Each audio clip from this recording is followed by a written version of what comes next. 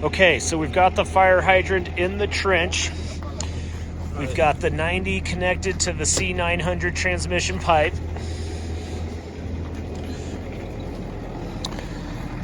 Connected in the transmission pipe to the main hydrant shutoff valve here.